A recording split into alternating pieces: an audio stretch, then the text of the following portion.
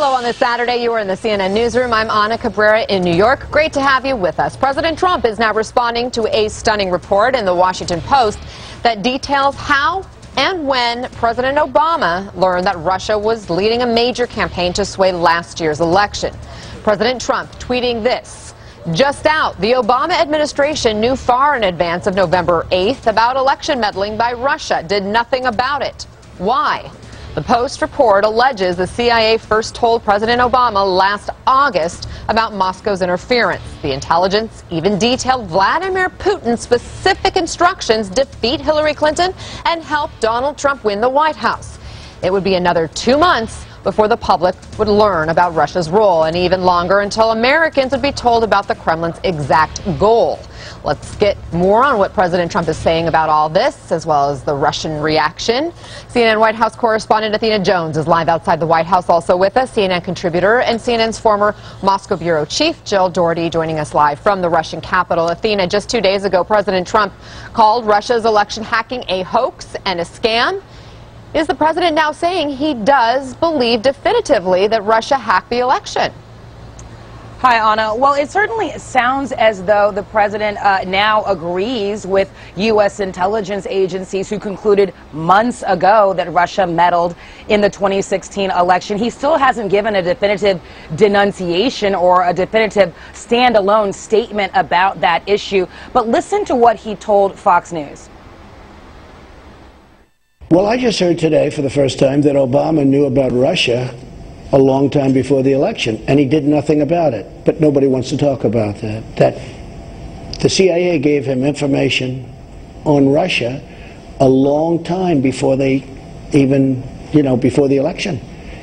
And I hardly see it. It's an amazing thing to me, In other words, the question is, if he had the information, why didn't he do something about it? He should have done something about it. So there you hear the president seeming to now take the U.S. intelligence agencies at their word that Russia meddled. This after months of, as you say, calling this whole story a hoax, a scam, an excuse by Democrats to explain an election that they didn't win and they were expected to win. But it also sounds like this is less about the president agreeing that Russia meddled and more about him poking his former rival, or poking a rival, President Obama. Anna? And Athena, one former Obama White House official says the administration, quote, choked in responding to Russia. What action did President Obama take?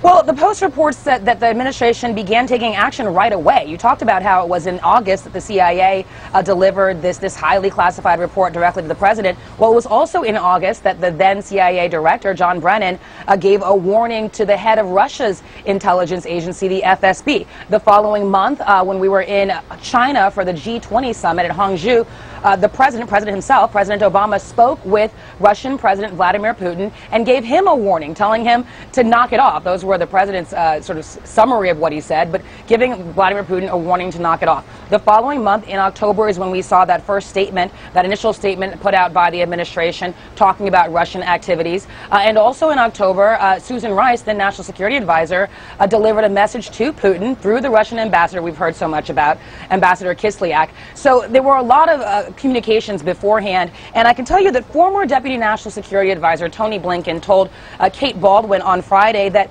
after that conversation the president had with Putin in September, Blinken says, we saw, or thought we saw after that, it looked like the Russians stopped their efforts, but the damage was already done, precisely because much of the hacking had already taken place. But it isn't as though the Obama administration did nothing. Critics simply say that those sanctions that came later in December, the economic sanctions, the kicking out of some 35 diplomats, the closing of those 2 Russian compounds, didn't really go far enough, that in many ways the economic sanctions were symbolic, and that bottom line, that the administration didn't do enough, soon enough, strongly enough, and publicly enough.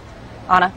Well, Jill, the CIA, we've learned through this report from the Washington Post, was able to capture Putin's exact orders from sources deep within the Kremlin. Is that likely to rattle Putin? You know, behind the scenes, I'm sure they are concerned about that information. Publicly, they're not saying anything. The Kremlin has had no comment. The Foreign Ministry had a very quick statement, which was kind of strange. The show must go on. And I think the show, in that sense, they mean this, you know, as they would put it, political circus that's ongoing in the United States. They are not going to engage on anything specific. It's really not in their interest at this point. Instead, President Putin, as he has done for months now, has said, we did not do anything, we did not interfere, and he turns it around and says, you, the United States, have been interfering in our domestic interests as well. So, and I think this kind of stonewalling or maybe not saying anything, silence, is having an effect because Russian people, for the most part, are not particularly interested in this debate and the investigations and all of that. They follow a little bit, but very, very little. They were very interested in the election campaign, there's no question.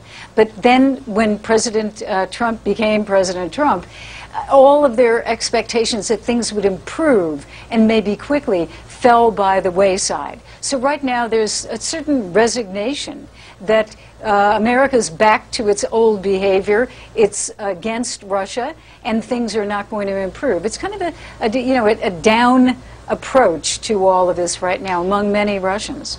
So Jill, has there been much of an impact felt from the punishment that the Obama administration ended up handing down?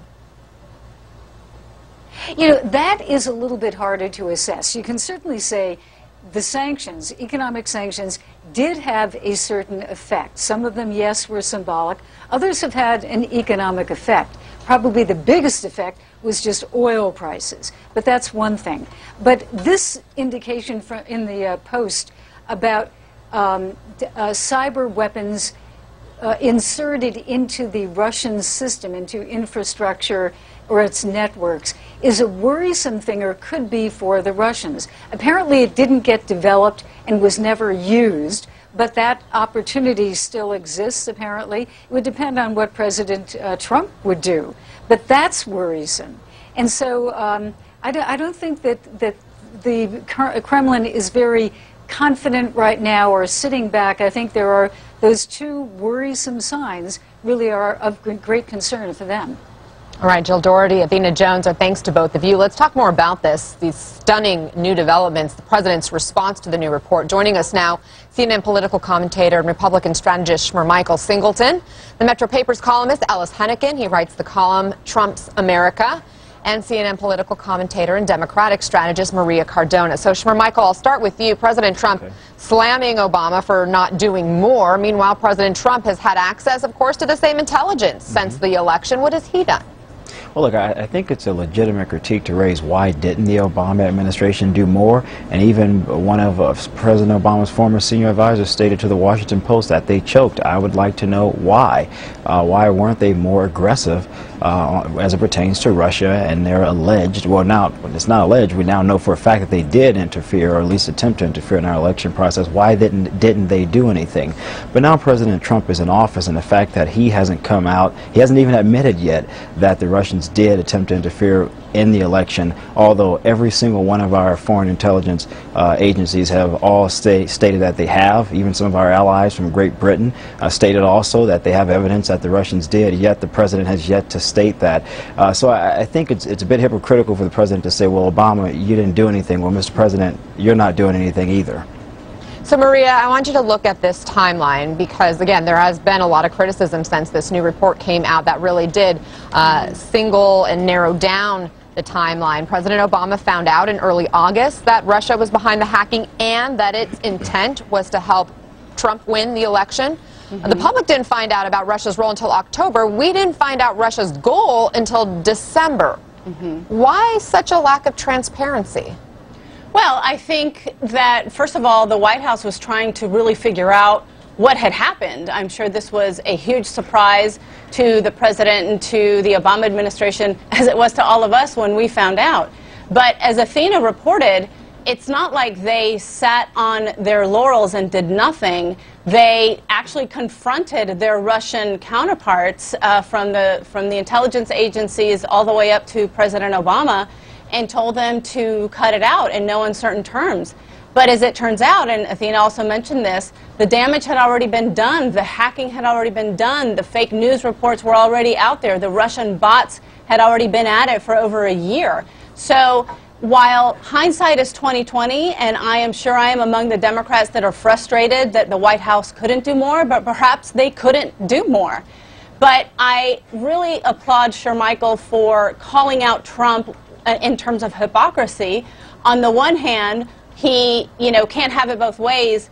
Did Russia meddle or didn't they? And then he comes out with a tweet blaming Obama for the Russian meddling that he has yet to say that happened in the first place. And the second thing is that he has had access to the highest intelligence reports and a lot more information about how this happened and what can be done about it, and yet he seems to care absolutely not at all about what is happening, what has happened to our democracy. The only thing he seems to care about is that the intelligence agencies and his former director of the FBI come out publicly to say that he's not under investigation. It's all about him. Alice, do you think President Trump has now backed himself into a corner by criticizing President Obama, saying he didn't do enough regarding this Russian meddling? Does he have to do more now, essentially? You're asking for logical consistency here, Anna. I don't think Donald Trump considers himself bound by that. Perfectly fair question, but I just don't know that it applies. I mean, really what we're talking about here, right, is a matter of degree. Right? It's undeniable. Looking back, it would have been better if Barack Obama and the administration had done more. But, it reminds me of that line in the Bible about don't be complaining about the speck in your neighbor's eye when you have a boulder in your own. Hello? I mean, if Obama didn't do enough, right, Trump has done nothing, and it doesn't seem to have any indication that he's going to do anything.